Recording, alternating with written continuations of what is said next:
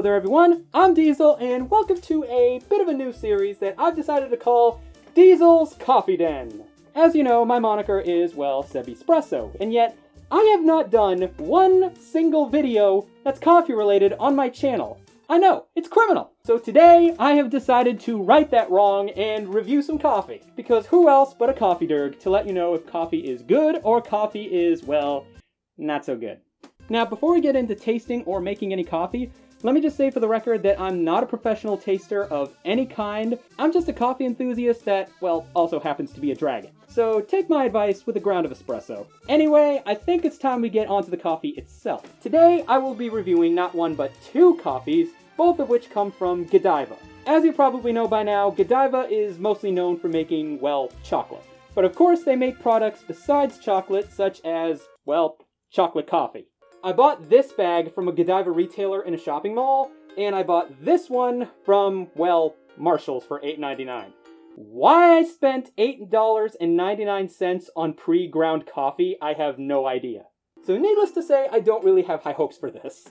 Also, one thing to keep in mind is that if you're shopping a coffee at a grocery store, make sure you look for a bag that has a roasted on date rather than an expiration date. And as you can probably tell if you can see this bag, there is, okay, this bag actually has neither of them. No expiration date, no roasted on date. Yeah. And this one says, best before October 2020. So once again, no roasted on date. I have had this coffee before, and I do actually kind of like it. But of course, before we actually taste the coffee, we have to make it.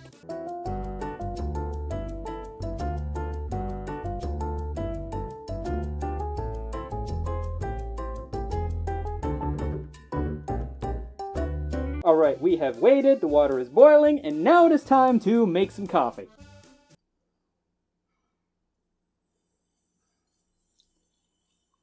Bear with us, folks. Diesel takes his coffee very seriously. I know there are many different ways to brew coffee, like mocha pot or French press. I just chose the pour-over method because, well, it's more convenient for the video. And it still gets the job done, if I'm being honest. And now to see what this coffee tastes like. I know I have a taster spoon, like, right here, but I'm using this spoon because, well, it's longer. I went into this a little bit optimistic, if I'm being honest. It's definitely got a hint of chocolate to it, but I'm not sure if I would call it truffle. It's got that burnt aftertaste to it, which indicates that the beans were probably over-roasted. Usually when coffees are mass-produced, the beans tend to get over-roasted because they're not focusing on how long they're roasting the beans. They're just trying to pump out that coffee as fast as possible. There's also a bit of a wood aftertaste there, but I wouldn't be able to tell you which wood. I know it sounds like I'm being kind of harsh on it, but it's not actually that bad. It's just not the kind of coffee you would drink black. Maybe this one will be better, even though it's the one that I don't really have high hopes for. Again, we'll see.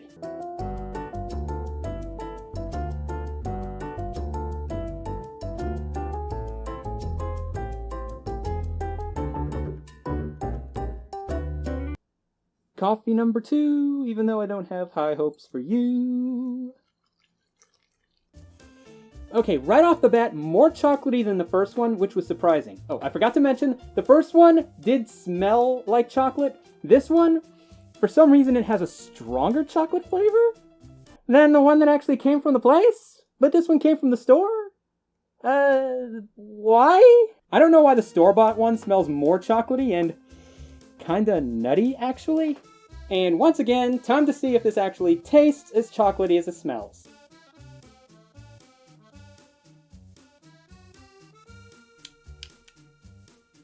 What the f- Okay, I have no idea how to describe this.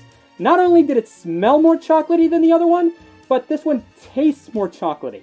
But it also tastes more burnt. Like, it's charcoal chocolate. This is such a weird flavor profile. It's not just chocolatey and burnt. It does have a tiny bit of nuttiness, but it also has a tiny bit of a rubbery, artificial aftertaste to it.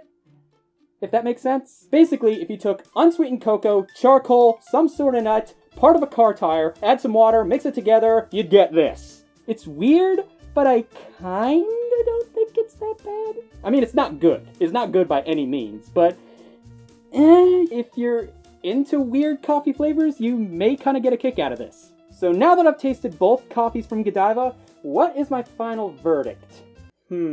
Again, I can kinda recommend the first one, I just wouldn't drink it black.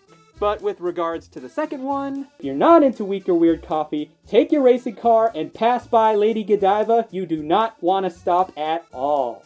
So that does it for my first coffee review. I really hope you liked the video. If you did, please leave a like, and if you have any coffees that you'd like me to review, please leave them in the comments down below, or just let me know what you thought of the video overall, or if you've tried Godiva coffee before and what you thought of it. But in any case, that pretty much does it. I really hope you liked the video, and I will see you back here next time for another cup of Espresso. See you next time!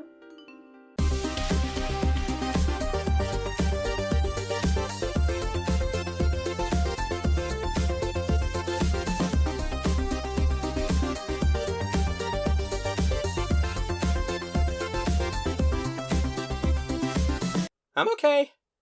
I'm okay.